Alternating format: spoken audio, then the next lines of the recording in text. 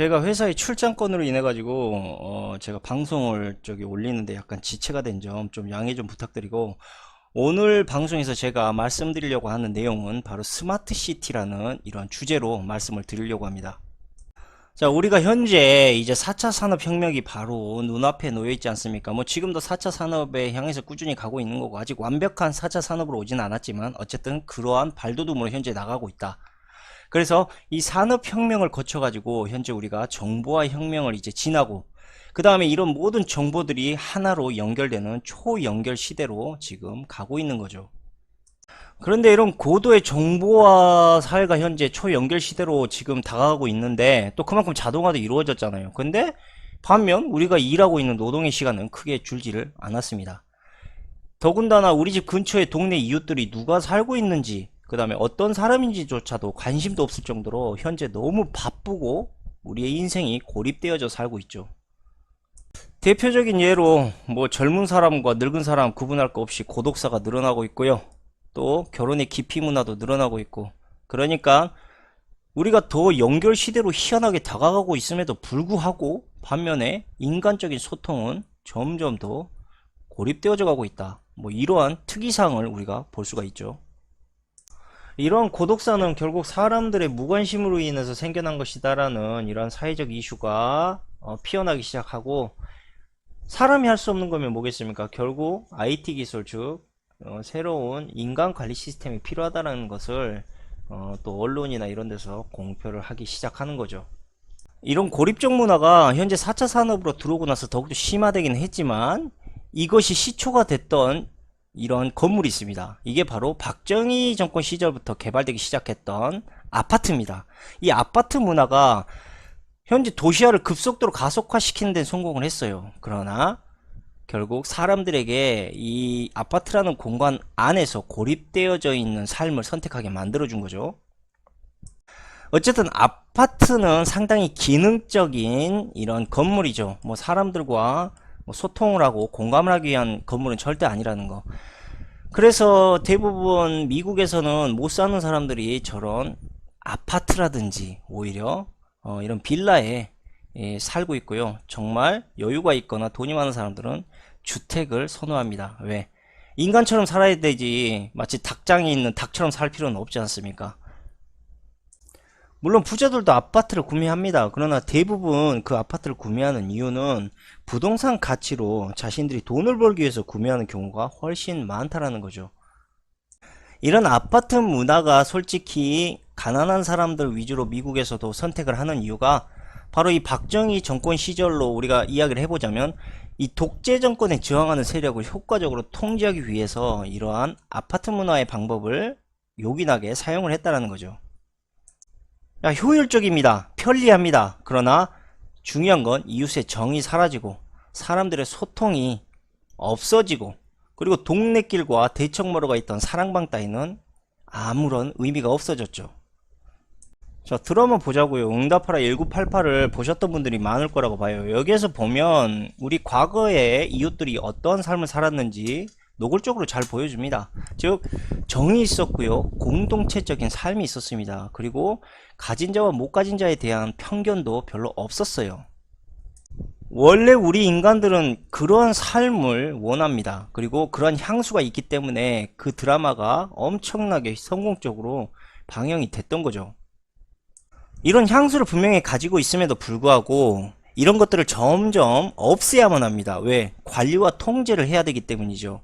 그래서 이런 시스템을, 현재 아파트 문화의 시스템을 더욱더 견고하게 만들기 위한 새로운 이러한 시스템이 뭐냐? 바로 스마트 시티라는 거죠. 이 스마트 시티 시스템을 통해서 이제 도시 안에 사람들을 완전히 가둬버리고 완전히 고립시켜버리기 위한 그런 작업이 이제 슬슬 진행되고 있습니다. 피터 노악이 얘기한, 우리는 우리를 불행하게 만드는 많은 것들을 제거했지만 또한 우리를 행복하게 만들어주는 많은 것들을 잃어버렸다. 이러한 말을 우리가 쉽게 풀이해보자면, 편리함을 대가로 행복을 단념해야만 했다라는 이러한 사실을 분명히 우리가 알아야 된다는 거고요. 4차 산업은 분명히 우리에게 편리함을 줄 거지만 반면에 많은 행복을 잃어버리는 이러한 대가를 우리가 누릴 수도 있다는 것을 분명히 알아야 합니다. 자, 최근 정부에서는 이 알쓸 신잡이라는 방송을 만들어 가지고 이 뇌과학자인 정재승 카이스트 교수, 알 사람은 다 알 겁니다. 이 사람을 내세워 가지고 스마트 시티 시범도시 조성을 위한 계획을 현재 발표했습니다. 우리가 가장 세뇌당하기 쉬운 이유가 뭐냐면 바로 우리가 지식을 통해서 교육을 받아왔지 않습니까? 그러니까 결국 우리가 신뢰할 수밖에 없는 저런 지식인들을 앞세우게 되면 믿을 수밖에 없다라는 거죠. 왜? 우리는 지식을 배웠지 지혜를 배운 사람들이 아니었거든요. 그래서 분명히 말씀드린 게 저놈들은요, 우리를 세뇌시키는 방법을 잘 알고 있습니다. 늘 과학자들, 그 다음에 늘 유명한 대학 교수들을 앞세워가지고 우리에게 상당히 의미심장한 듯한 말을 하지만 결론은 부작용은 절대 이야기하지 않는다는 거. 현명한 사람이라면 우리에게 오는 혜택과 부작용, 이 두 가지를 동시에 고민하고 생각해 봐야 됩니다. 그러나 저런 지식인들은 절대 우리에게 어두운 면, 부작용은 말하지 않는다라는 거죠. 말씀드리지만 여러분들이 지금 눈과 귀로 보고 있는 언론과 미디어들은요, 다 자신들의 이득이 있기 때문입니다. 이윤이 있기 때문이라고요. 손해보면서까지 여러분들에게 진실을 알려줄 필요가 없어요. 그리고 지식인이라고 나와서 저렇게 떠벌리고 있는 사람들도요, 몰라. 앞으로 어떤 부작용이 올지, 어떠한 문제가 생길지, 아니면 우리에게 어떤 혜택이 올지 모른다니까요. 그냥 아는 척 떠드는 거야. 왜? 저 일어나고 있는 모든 현상의 흐름을 알고 짓거리는 놈 한 명도 없어요. 그러니까 그러한 점을 우리가 잘 생각하고 저 사람들이 이야기하는 것도 그렇게 필터링해서 들어야 된다, 뭐 이런 이야기입니다.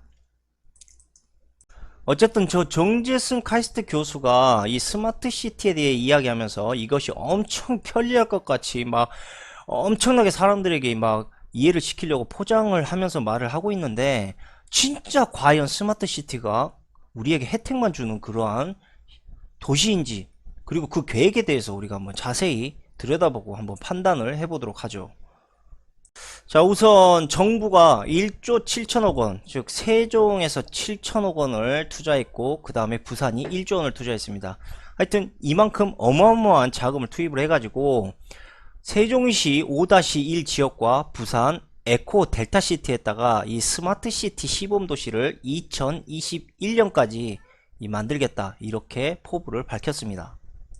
이 국가 시범도시안, 즉 스마트시티의 지금 베타 테스트라고 할 수가 있죠. 여기에 이 빈 부지를 4차 산업혁명 관련 기술을 자유롭게 접목을 하고 또 새로운 사업 모델이 구현될 수 있는 이러한 산업 생태계를 조성할 수 있게 만든다, 뭐 이 현재 이러한 국가적인 목표로 추진되는 이런 도시 계획안이라고 우리가 볼 수가 있죠. 일단 스마트 시티에 무한 긍정적인 표현을 했던 이 정재승 카이스트 교수가 왜 이렇게까지 이야기를 했나 봤더니 이 사람이 바로 세종 스마트 시티의 총괄 책임자네요. 자기가 총괄 책임을 맡는데 당연히 자기가 하고 있는 계획이 다 장밋빛 인생처럼 보이겠죠. 어쨌든 이 사람이 하는 말이 세종 스마트 시티의 공유 자동차를 일단 기반으로 하는 새로운 신교통 시스템 도입, 뭐 이것을 일단 하겠다라고 이렇게 이야기를 했고, 이 사람의 발표에서 한 가지 특이한 건요, 바로 스마트 시티 생활권 입구까지만 개인 소유 자동차의 운행을 허가한다라는 거죠. 그래서 개인 소유 자동차에 대한 모든 차량을 바로 도시 외곽에 주차하게 합니다. 그 뒤에 도시 안에서는 그럼 어떻게 운행을 하느냐, 바로 자율자동차, 공유차, 자전거 뭐 이런 것들을 활용해 가지고 이 아까 말했던 신교통 시스템 체계를 구축하겠다, 뭐 이러한 지금 구상을 세우고 있다라는 거죠. 과거 신도시가 개발된다 그러면 뭐겠습니까? 공업단지가 들어선다, 그리고 상업단지가 들어선다, 그렇게 함으로 해서 부동산 가격이 올라간다, 이게 신도시가 개발되었던 방식 아닙니까? 근데 지금 이 스마트 시티의 개발 방식은 어떤 거냐면, 첫 번째가 리빙이에요. 주거가 괜찮냐, 그 다음에 소셜, 공동문화가 매우 획기적으로 구축이 되어 있느냐, 마지막으로 퍼블릭, 공공시설이 어떻게 발전적으로 설치가 되어 있느냐, 이 세 가지를 일단 무조건 핵심적으로 구분을 해가지고 이 신도시를 개발한다라는 거죠. 이렇게 우선 사람들이 거주할 수 있는 지역을 만들어주고, 더욱이 일터도 불편함 없이 매우 가까운 곳에서 다닐 수 있도록 이렇게 시스템을 만들겠다라는 게 바로 이 스마트 시티의 조성 계획안입니다. 그러면 이렇게 생각하시는 분들도 있습니다. 아니, 공단이 그렇게 멀리 만약에 퍼져 있는데 어떻게 주거와 공동문화, 그 다음에 공공시설을 위주로 만들어 가지고 일터와 직장과 거주지를 아무런 불편함 없이 이렇게 만들 수 있느냐, 이렇게 의문을 가지신 분들이 있을지 몰라요. 근데 이 말을 우리가 쉽게 이야기하자면요, 바로 이제는 내가 일을 해야 되는 공간과, 그러니까 회사와 내 주택의 거주지가 모호해지고 있다라는 겁니다. 그러니까 굳이 회사에 나가지 않고 자택근무로도 모든 일을 소화할 수 있는 시스템이 곧 온다는 이야기고요. 그 다음에 공장에서 직접 물건을 찍고 생산해야 되는 거는 더 이상 사람이 할 일이 아니라는 거죠. 그러니까 공단 지역이 더 이상 인간의 생활과 가까이 있을 필요가 없는 거예요. 여러분들은 기계가 할 수 없는 일들을 하면 되는 거기 때문에 그게 굳이 회사에 가서 할 일들은 아니라는 거죠. 그렇기 때문에 우리가 새로운 노동에 대한, 즉 일에 대한 이러한 시스템이 바뀌고 있다는 걸 분명히 알아야 되고, 더욱이 드론과 무인 교통수단을 통해 가지고 이제 택배 배송 기술도 도입될 예정이라고 합니다. 그러니까 인간이 더 이상 힘을 쓰고 노동을 한다라는 게 사라지고 있다는 걸 우리가 여기에서 보더라도 알 수가 있죠. 자, 이 정재승 교수가 그린 세종 스마트시티의 비전을 한번 볼까요? 이 사람의 비전은 이렇습니다. 시민 행복을 일단 높이고 창조적 기회를 제공하는 지속 가능한 플랫폼을 만든다. 일과 삶이 균형을 이루고 사람 중심의 친환경 도시를 지향하는 탈물질주의, 시민 참여와 공유, 참여, 분산을 지향하는 탈중앙화, 그리고 창조적 혁신을 꾀하는 스마트 테크놀로지를 가치와 철학으로 삼는다. 이거 어디서 많이 들어본 어떤 사상주의 아닙니까? 이거 사회주의예요, 사회주의. 사람 중심이고, 그 다음에 공유하고, 참여하고, 평등하고, 분산한다. 빌 게이츠가 그렇게 입에 닳도록 말했던 그 앞으로의 세상은 사회주의로 가야 된다. 4차 산업 아닙니까? 그러니까 결론은 저 스마트 시티와 우리가 지금까지 이야기했던 그런 기업들, 그 다음에 빌 게이츠 다 연결돼 있는 거예요. 그리고 마치 저 정재승 교수가 말한 것처럼 저게 뭐 자신의 가치와 철학으로 이야기를 하는데 본질은 그 위에 있죠. 저 사람도 저 가치와 철학을 다른 사람을 통해서 가져온 겁니다. 지금 문재인 정부가 지금 추진하고 있는 이러한 기업의 규제와 그 다음에 노동시간의 축소, 최저임금의 상승, 그 다음에 공유, 분배 시스템, 이 모든 것들이 결국은 저 4차 산업을 만들기 위한 도약의 발판이라고 우리가 생각을 해야 된다고 저는 봅니다. 결론은 이번 정부 역시도 저런 거대 세력에 의해서 움직이고 있는 꼭두각시가 아닐까 저는 생각을 하고, 아까 말했다시피 문재인 정부가 상당히 이런 좌빨이란 욕을 먹는 이유도 바로 저런 4차 산업에 대한 사회주의적인 시스템을 만들어야 되기 때문에 저러한 욕을 먹으면서도 추진하고 있는 게 아닌가, 저는 이런 생각을 합니다. 자, 스마트 시티가 생기고 나서 만약에 자신의 차를 동네 안에서 쓰지 못하고 공유차나 자전거를 이용하라고 한다고 말을 했죠. 그렇다면 만약에 내가 차를 샀다고 했을 때 굳이 그 차를 내가 가지고 있을 이유가 있을까요? 스마트 시티 입구에 박아놓고 그곳을 공유차와 내 차를 번갈아 가면서 이렇게 불편하게 탈 필요가 없죠. 돈도 더 많이 들어가고. 그럼 사람들은 자연스럽게 외부로 나갈 때도 자신이 스마트 시티 안에서 타고 있던 차를 이용하게 될 거라는 겁니다. 보통 사람들, 즉 스마트 시티 안에서 사는 사람들은 이렇게 차의 소유 개념이 자연스럽게 바뀌게 되는 거죠. 그렇다면 돈이 아주 많은 부자들 입장에서는 이걸 어떻게 바라보게 될까요? 자, 차를 공유를 할까요? 저 부자들도. 근데 전혀 그렇지 않을 거라는 거죠. 차는요, 예전에도 그랬고 지금도 부의 과시용으로 이것을 뽐내기 위해서 사람들 사이에서 구매가 이루어지고 있습니다. 그래서 부를 확인하는 척도가 되는 이 차를 이 돈 많은 사람들은 더욱더 소유하고 싶어 할 거라는 거죠. 특히 미래 시대의 차를 소유한다는 건요, 지금보다 더 많은 돈이 들어가게 될 것은 자명한 사실이고, 일반 사람들 사이에서 공유 개념으로 이 차가 바뀌기 시작하면 차의 생산량도 그만큼 줄어들게 됩니다. 당연히 규모의 경제가 위축되겠죠. 생산비는 더 높아지고 차를 통해서 걷어들인 세금 역시 그러니까 구매력이 떨어지기 때문에 줄어듭니다. 당연히 더 높은 세금을 매기겠죠. 결국 차를 소유하기 위한 비용은 더욱더 늘어나게 될 것이고 부자들은 이러한 비용에 대한 소비에 대한 부분으로 더욱더 자신의 부의 위치를 뽐내려고 할 것이다 라는 겁니다. 스마트시티 국가 시범도시로 선정된 세종시 그리고 그 총괄을 맡고 있는 정재승 카이스트 교수, 이 사람이 하는 말이 2021년부터 5-1 생활권에는 1만 5천 가구 약 3만여 명이 입주하기 시작할 거라는 건데, 일단 해당 지역에서 내 개인정보를 이용해도 된다라는 동의를 받고 데이터 기반 도시 서비스를 제공할 예정이다, 이렇게 이야기를 합니다. 그리고 개인정보를 제공하는 입주민에게는 유럽의 기본소득, 즉 100만원 정도의 금전적 보상을 블록체인 기반 암호화폐로 제공하려 한다, 이렇게 말을 했습니다. 자, 완전히 사회주의적인 시스템으로 점점 바뀌어가고 있죠. 자, 가장 큰 특징은 뭡니까? 세종 스마트시티 도시 전체를 4차 산업의 리빙랩, 이거 쉽게 말씀드리면 사회 문제를 정보기술 IT로 해결하는 실험, 이것을 현재 하기 위해서 시민들로부터 개인정보를 제공받는 대신 전용 가상화폐격인 세종코인을 노동과 무관한 기본소득으로 제공하겠다는 겁니다. 이 말의 뜻을 더 노골적으로 말씀을 드리자면 도시 안에서 통제하고 관리하겠다는 말을 너무 멋쩍은 듯이 이야기를 하고 있다는 겁니다.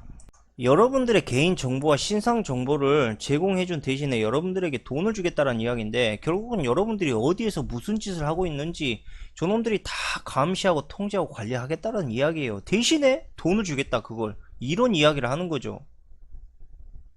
그리고 한 가지 더 특이한 점은 이 수집된 개인정보가 개인을 특정할 수 없는 미식별 정보로 관공서를 비롯해서 스마트시티에 입주한 각 기업이 이용하게 될 거라는 겁니다. 근데 이게 얼마나 웃긴 이야기냐면, 지금도 여러분들 신상정보 엄청 털리고 있고 그거 관리 못하고 빵꾸나고 난리 개판을 치고 있죠. 그런데도 불구하고 미식별 정보로 저것을 자신들이 가지고 있는다라. 무슨 개같은 소리를 하고 자빠져 있습니까? 여러분들의 개인정보를 갖고 와서 여러분들의 개인정보를 저놈들이 미식별 정보로 받는다. 참 어처구니가 없는 개소리를 짓거리고 있는 겁니다, 지금 저거. 아니, 우리가 쇼핑을 할 때만 봅시다. 쇼핑을 해도 여러분들이 좋아하고 자주 클릭한 것들을 저놈들이 귀신같이 알고 여러분들 이 관련 쇼핑을 띄워주지 않습니까? 여러분들에 대한 미식별 정보를 저놈들이 가지고 있다면 그 짓을 어떻게 합니까? 예? 여러분들이 뭘 좋아하고 싫어하는지, 그 다음에 여러분들이 어떤 걸 관심을 갖고 있는지 이미 다 알고 있다고. 그래서 여러분들의 개인정보가 필요한 거예요. 하여튼 말 돌려갖고 그럴싸하게 이야기하는 거 보면은 정말 대단합니다. 참, 그럼 은행에서도 미식별 정보로 통장 만들어주고 카드 만들어주지, 왜 그건 안 되냐? 그것도 어차피 개인 정보를 제공을 하는 거 아니야. 그럼 털릴 일도 없었겠네, 니네들 말대로 하면. 뭐 초원없는 새끼들. 만약에 미식별 정보가 있다 하면 기업이 그것을 이용하기가 매우 어려워요. 여러분들에게 뭘 좋아하고 싫어하는지에 대한 이런 디테일한 것들을 알 수가 없기 때문에 이미 저렇게 말하는 것 자체부터가 어처구니 없는 이야기라고. 아무튼 스마트시티에 대한 이러한 의미를 우리의 생활과 기반으로만 볼 게 아니고요, 저거 넓게 보자고요. 자, 저 짓 하는 이유가 뭡니까? 빅데이터 모으고 AI 인공지능 더욱더 완벽히 만들고 그런 시스템을 통해서 여러분들이 헛짓거리 못하도록 계속 통제하고 압박하기 위해서 지금 저거 만들고 있다고요. 지금 우리나라에서 지금 세종시를 통해서 베타 테스트하고 있고, 이렇게 보는 게 오히려 현명한 생각이라는 겁니다.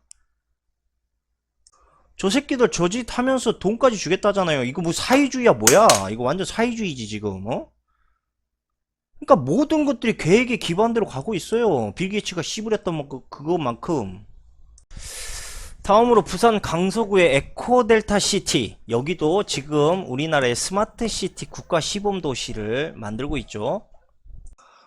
에코 델타 시티를 총괄하고 계획하는 사람이 바로 천재원이라는 사람인데, 요 사람은 영국에 기반을 둔 엑센트리 창업자로 알려진 스타트업 육성 전문가입니다. 엑센트리는 현재 런던에 있는 스마트시티 핀테크 클러스터 레벨 39의 글로벌 엑셀레이터, 즉 스타트업 육성 전문 업체입니다. 이 천재원 총괄 기획관은요, 부산 에코델타 시티를 혁신산업 생태 도시로 만들 계획이고요. 이렇게 만들어진 이 도시에 구글이나 마이크로소프트를 포함한 국내외 혁신 기업들을 입주시키겠다는 포부를 밝히고 있습니다. 특히 블록체인의 규제와 혁신이 제일 중요하다고 이 사람은 거듭 강조를 했습니다. 이 말의 뜻은 부산 에코 델타 시티를 미국의 실리콘밸리처럼 만들겠다, 뭐 이러한 이야기라고 우리가 볼 수가 있죠. 더욱이 천재원 이 사람이 바로 스마트 시티의 테크 샌드박스를 운영하겠다고 했는데, 이 테크 샌드박스가 뭐냐면 유망 스타트업이나 중소기업의 연구 개발 등을 지원하는 이러한 시스템을 말하는 거고, 더 나아가서 새로운 창업가들이 규제나 실패에 대한 걱정이 없이 자유롭게 활동할 수 있는 이러한 모래밭, 즉 샌드박스와 같은 놀이터를 만들겠다라는 이러한 포부를 말하는 거였습니다. 이 천 대표가 공개한 기본 구상에 따르자면 이 부산의 시범도시는 낙동강과 평강천 등 도시에서 인접한 물과 수변 공간을 활용해서 세계적 도시 브랜드를 창출할 계획이다, 뭐 이렇게 밝혔는데, 더 자세히 말씀드리자면 VR, 우리가 이걸 가상현실이라고 하죠. AR, 증강현실이라고 합니다. 그리고 마지막으로 건축 정보 모델, 이러한 기술들을 기반으로 한 가상 도시를 구축하는 방안을 추진한다라고 합니다. 정확히 어떠한 도시인지 잘 그려지진 않습니다. 뭐 가상현실이면 뭐 매트릭스를 말하는 건지 일단 잘 모르겠는데, 어쨌든 이러한 추진을 우리가 계속 지켜보면 알 수가 있겠죠. 이렇게 한국 정부에서는 스마트 시티 시범도시를 통해서 여러가지 테스트를 현재 진행하고 있습니다. 자, 첫 번째, 가상화폐를 제공하고 그 대가로 개인정보 제공을 동의하게 만듦으로써 사생활 침해에 대한 거부감을 자연스럽게 없애고 있다. 두 번째로, 개인 소유의 자동차 사용을 불편하게 만들어서 스마트 시티를 위한 공유 자동차 시스템을 자연스럽게 녹아들게 만들어서 사람들의 빅데이터를 취합한다. 세 번째, 그렇게 수집된 데이터를 통해서 분석하고 그 정보를 관공서 및 개인 기업이 용이하게 이용함으로써 시민들의 통제와 정보를 보다 효율적으로 만든다. 네 번째, 개인 정보의 대가로 제공된 가상화폐를 통해 기본소득제에 대한 테스트와 현금이 없는 새로운 금융사회 시스템을 실현한다. 다섯 번째, 가상현실과 증강현실, 이 두 기술을 통해서 가상도시를 구현하고 가상세계 속에서 생활을 할 수 있는 환경을 구축한다. 결국 제가 말씀드린 이러한 테스트들은 결국 내가 어디에 있든지 무엇을 하든지 어떤 것을 좋아하든지 어떤 정치적 성향을 가지고 있는지, 내가 무슨 음식을 좋아하고 있는지, 누구를 만나고 있고 누구와 무슨 이야기를 하는지 등 스마트 시티 내에서 사람들이 행해지고 있는 행동과 생각들이 그 즉시 데이터로 취합되어지고요, 사람들에 대한 모든 정보와 그 다음에 이러한 사생활을 기업에서 소유하고 통제하게 된다는 이야기입니다. 만약에 이렇게 통제와 관리를 받게 되면 어떤 놈이 범죄를 저지르겠습니까? 당연히 범죄율이 일단 줄어들게 될 거고, 또 사고도 미리 예측할 수도 있을 거예요. 여러분들이 어떤 짓을 하는지 다 알고 있기 때문에, 그러니까 이걸 편리하게 보아야 할지 아니면 개인의 심각한 사생활 침해로 보아야 할지, 이거는 뭐 여러분들의 일단은 판단에 맡겨야 될 일이고요. 다만 제 생각으로 어떤 내가 모르는 사람이 나의 모든 행동과 생각들, 또 내가 살아가고 있는 방식을 알고 있다라는 거, 이거 썩 기분 좋은 일은 일단 아닙니다.